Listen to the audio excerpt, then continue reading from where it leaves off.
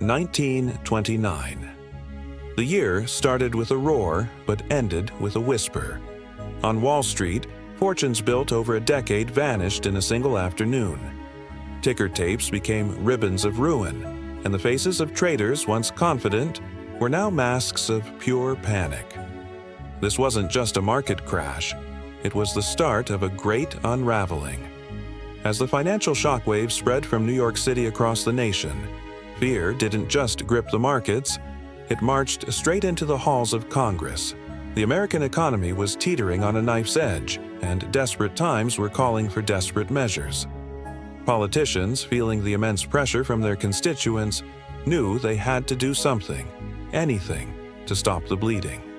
The question was, what? The answer they found would not only fail to solve the crisis, but would pour gasoline on the fire, igniting a global economic catastrophe. It all began with a well-intentioned idea. In the chambers of the US Senate, two influential figures, Reed Smoot of Utah and Willis Hawley of Oregon, championed a bill. Their original goal was simple and, on the surface, noble: to protect America's struggling farmers. For years, farmers had been pleading for relief from low prices and stiff competition from abroad. The stock market crash only made their situation more dire.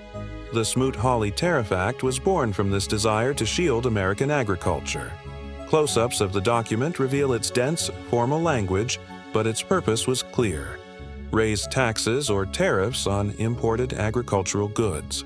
The logic seemed sound. If foreign food became more expensive, Americans would buy from American farmers. But what started as a plan to protect one sector of the economy soon morphed into something far greater, far more ambitious, and ultimately, far more destructive.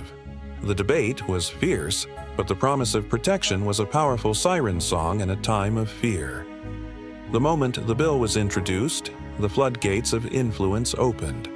Washington, D.C. became a battleground for special interests. While the bill was initially about farming, every industry saw an opportunity. Businessmen in tailored suits descended upon the Capitol, their briefcases filled with arguments and demands. Telegrams flew across the country, carrying urgent pleas from manufacturers, miners, and factory owners. "Protect us, too," was the rallying cry. We can almost see the lobbying in action. A powerful industrialist whispering in a senator's ear, a union leader passionately arguing for tariffs on foreign steel, a textile maker presenting charts showing how cheap imports were killing their business. The bill began to swell. What started as a few dozen pages ballooned into a monstrous document. Each new section represented another victory for a lobbyist, another brick in the wall. The tariff, originally intended as a fence for the American farm, was being transformed, amendment by amendment, signature by signature, into an impenetrable fortress against the entire world. It was no longer a farm bill. It was a declaration of economic isolation. The ink was barely dry on the Smoot-Hawley Tariff Act when the world began to fight back. An animated map of the globe would show it best. A tariff wall goes up around the United States, and immediately, other nations start building their own in retaliation. Canada, America's largest trading partner, was the first to strike, slapping heavy duties on U.S. goods. Then Europe followed suit. France, Britain, Germany. One by one, they slammed their doors shut. The response was swift, brutal, and predictable. The very idea of international cooperation, of a global marketplace, evaporated. The consequences were felt almost instantly. American ports, once bustling with ships being loaded with cars, wheat, and machinery, grew eerily silent. The docks stood empty. The massive cranes that lifted cargo from shore to ship hung idle, like sleeping giants. The ships themselves were moored, going nowhere, and the factories that produced those goods for export? They ground to a halt. Smokestacks that once billowed with the signs of industry went cold. Headlines from the era tell the grim story. Exports plummet by 40%. Canada retaliates. Global trade grinds to a halt. The tariff had not protected American industry. It had strangled its access to the world. The Great Trade War had begun, and America had fired the first and most damaging shot. The fallout at home was devastating. The promise of the tariff was that it would save American jobs. The reality was the exact opposite. With international markets closed off, the surplus of American goods had nowhere to go. Companies that relied on exports saw their revenues evaporate overnight. This led to a catastrophic chain reaction. First came the wage cuts, then the layoffs, then the factory closures. The silent, empty factory floors became a common, haunting sight across the industrial heartland. The economic collapse accelerated with terrifying speed. For ordinary families, the abstract concept of a trade war became a brutal daily struggle. We see the human cost in the long, snaking bread lines that wrapped around city blocks, filled with men who just a year earlier had held steady jobs. We see it in the heartbreaking scenes of families selling their furniture on the sidewalk for a few dollars to buy food. The hope that had flickered in 1929 was extinguished, replaced by a profound and widespread despair. Instead of saving jobs, the Smoot-Hawley Tariff had become a great eraser, wiping out livelihoods, shuttering businesses, and pushing the American economy from a recession into the deepest, darkest depression it had ever known. The wall built to protect America had become its prison. The economic virus born in Washington did not respect borders. It crossed oceans, spreading the contagion of collapse around the globe. The shockwaves hit London first. In the city's financial district, bankers who had financed global trade watched in horror as their investments turned to dust. The panic was palpable as currencies, once anchored by the gold standard and international commerce, began to collapse. In Berlin, still fragile from the last war, the crisis hit with particular cruelty. Shops shuttered their windows, not just for the day, but for good. The global credit system seized up. Nations, unable to export their goods to the massive American market, saw their own economies crumble. The intricate web of international finance and trade, which had connected the world, was being torn apart thread by thread. What the Smoot-Hawley Tariff ultimately demonstrated was a profound and tragic misunderstanding of the modern world. It was a world that was already interconnected, where the economic health of one nation was inextricably linked to the health of all. The attempt to isolate and protect the American economy had only ensured that when it fell, it would drag the rest of the world down with it. As we fade from the Capitol Dome in Washington, the seat of the decision, our view shifts to a map of Europe. We watch as, one by one, the lights of prosperity and stability begin to darken across the continent.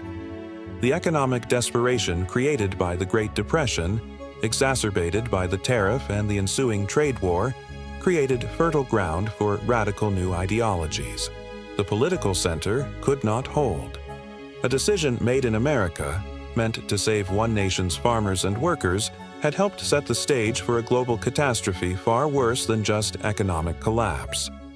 It became a chilling lesson in unintended consequences, a stark reminder that in an interconnected world, no nation is an island. A choice intended to protect a country had inadvertently helped to doom a continent, paving the way for the darkest chapter of the 20th century. Video opens with black and white footage of 1931 Berlin. The streets are gray, filled with long bread lines. People's faces are etched with worry. We see posters plastered on walls showing graphs of deflation. The camera pans across the silent, imposing gates of a factory, padlocked shut. Imagine this. Berlin, 1931. The world has slammed its doors shut. The Great Depression, born in America, has become a global plague. For Germany, a nation already broken by the immense debts of World War I, this isn't just a recession. It's a slow strangulation. Factories that once hummed with life are now tombs of steel and silence. The assembly lines have stopped. The orders from abroad have vanished. Germany, a giant of industry, finds itself in a world that has simply stopped buying. Every closed factory gate, every empty shipping container tells the same story. A story of a nation on its knees, gasping for air in a suffocating economic vacuum. The promise of recovery after the war? It's turned to dust, blown away by the harsh winds of global depression. On these streets, hope is a currency more worthless than the paper money from the hyperinflation years just a decade before. The scene shifts to the interior of a dimly lit Berlin cafe. Patrons are not relaxing, but arguing, gesticulating wildly over newspapers. We see quick cuts of charts showing plummeting wages and soaring unemployment. A shopkeeper sadly hangs a closed sign on his door, his business bankrupt. When an entire society is in pain, that pain has to go somewhere. Economic misery isn't just about numbers on a chart. It's a visceral, gnawing feeling in the pit of your stomach. It's the shame of not being able to feed your family. It's the bitterness of watching your life's work crumble. In the cafes, in the public squares, on street corners, this shared desperation curdles into anger. And anger, as we know, is a fire that seeks fuel. It seeks a target. The conversations shift from "how do we fix this" to "who did this to us?" The blame game begins. Is it the bankers? The politicians in the struggling Weimar Republic? The foreign powers who imposed the war debts? Or is it someone else? Someone closer? In this pressure cooker of despair, society begins to fracture. Neighbor turns against neighbor. Nuance is lost, replaced by suspicion and resentment. Every headline about another failed bank or another round of layoffs is another crack in the foundation of a fragile democracy. The very fabric of society is tearing apart at the seams. The camera moves from the tired, hopeless faces in the audience to a few who are looking on with a new, fanatic light in their eyes. Into this void of hope steps a new kind of voice, a radical voice. It doesn't offer complex economic solutions. It offers something far more potent, a simple story, a clear villain, and a promise of salvation. They speak not to reason, but to fear. They tell the German people that they are not failures, they are victims. They point fingers, creating scapegoats to absorb the nation's rage. To a person who has lost everything, this message is intoxicating. It transforms their personal suffering into a noble cause. The scene changes to a quiet, dimly lit academic study, filled with books. A historian figure sits at a desk surrounded by documents. Animated text and quotes from the historian Charles Kindleberger appear on screen, overlaid on charts showing the collapse of international trade. Decades later, looking back at this catastrophe, the historian Charles Kindleberger would offer a chilling diagnosis. He argued that the Great Depression was so deep and so long, precisely because there was no global leader. No country was willing or able to keep the international economic system stable. The United States, the world's new economic superpower, retreated into isolationism, raising tariffs and refusing to forgive debts. Kindleberger's warning was clear. When the leading powers of the world abandon cooperation in favor of a beggar-thy-neighbor approach, they don't just export unemployment, they export instability. His research showed, with stark clarity, how this vacuum of leadership and the collapse of global trade didn't just cause a depression, it opened the gates to dictatorship. Economic isolationism, he concluded, wasn't just a bad policy. In the context of 1930s Germany, it was a fatal one. The world watched, but no one led. On the other, color-tinted newsreels of American politicians from the era, smiling and celebrating economic patriotism and the passage of new tariffs. The tragic irony is that many of the policies that sealed Germany's fate were celebrated elsewhere as patriotic victories. In the United States, politicians championed America First policies, arguing that high tariffs would protect American jobs from foreign competition. The Smoot-Hawley Tariff Act of 1930 was hailed as a powerful defense of the American worker. But policies don't exist in a vacuum. A decision made in the halls of Washington had devastating unintended consequences thousands of miles away. Every tariff wall built in America was another brick in the wall imprisoning the German economy. The proud declarations of economic patriotism in one country echoed through the desperate, hungry streets of Berlin, sounding like a death knell. It's a stark reminder that in our interconnected world, no nation is an island. The choices made in one capital can fuel the fires of extremism in another, often in ways the policymakers never intended or even considered. The screen erupts into a fast-paced montage of modern imagery. 21st century cargo ships stalled at seaports clogged with containers flashing news headlines about new tariffs and trade wars, clips of contemporary world leaders pointing fingers and speaking in angry, nationalistic tones. Does any of this sound familiar? A global economy under stress, rising nationalism, leaders who promise to protect their people by building walls, both literal and economic. Look around today. The language of trade wars is back in our headlines. We see nations turning inward, prioritizing short-term national interests over long-term global stability.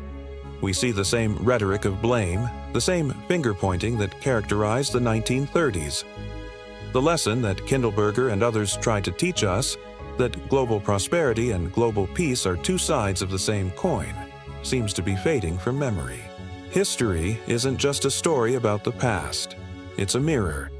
And right now, the reflection it's showing us is deeply unsettling.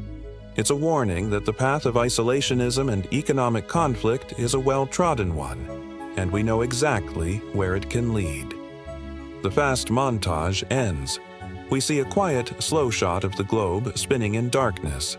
Half of the Earth is cast in deep shadow. Text appears on the screen, stark and white. Trade wars build walls. Walls breed fear. Fear builds tyrants. The screen fades to black as low, somber strings play out. Thank you for watching. If this story resonated with you, please consider subscribing to our channel and sharing this video. It's by understanding our past that we can hope to build a better future.